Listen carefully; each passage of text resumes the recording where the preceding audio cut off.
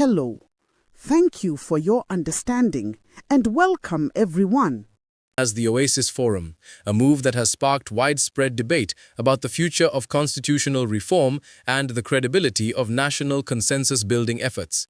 The suspension was announced following a tense exchange between government representatives and the forum, which had been engaged in discussions aimed at shaping the trajectory of Zambia's constitutional review process.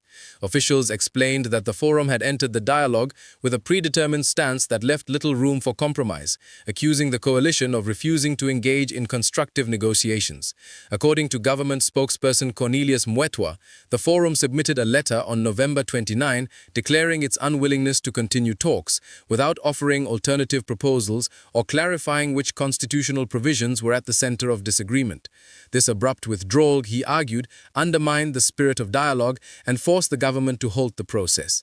The decision has significant implications for Zambia's political landscape.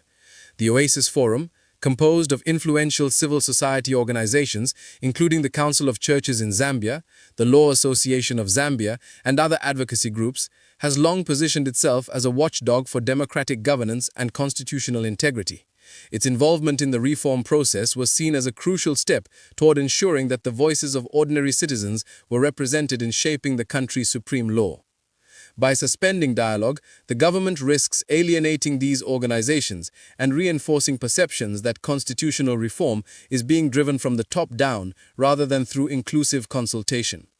Analysts note that this development could deepen mistrust between state institutions and civil society, particularly at a time when Zambia is striving to consolidate democratic gains and reassure international partners of its commitment to transparency. The suspension also raises questions about the balance of power between government and civic actors.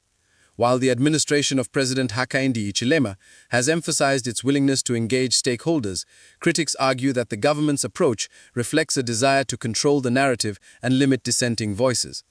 The Oasis Forum's insistence on principled engagement highlights the broader struggle over how constitutional reform should be conducted, whether as a genuine dialogue that accommodates diverse perspectives or as a managed process that prioritizes expediency over inclusivity. This tension is not unique to Zambia. Across Africa, civil society groups often clash with governments over the pace and substance of constitutional change, underscoring the fragile nature of participatory governance in transitional democracies. From a political analysis perspective, the suspension can be interpreted as both a tactical maneuver and a potential miscalculation.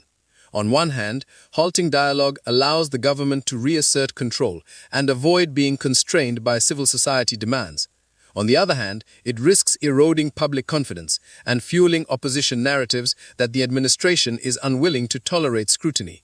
The Oasis Forum's withdrawal may have been intended to signal dissatisfaction with the government's handling of the process, but the outcome has left Zambia facing a stalemate that could delay reforms and weaken the legitimacy of any eventual constitutional amendments. Observers warn that unless dialogue is restored, the country may struggle to achieve the broad-based consensus necessary for durable constitutional change. Ultimately, the suspension of talks between the Zambian government and the Oasis Forum illustrates the challenges of building trust in democratic processes.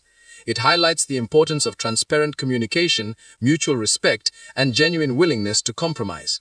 For Zambia, the path forward will depend on whether both sides can overcome entrenched positions and recommit to dialogue that reflects the aspirations of the people.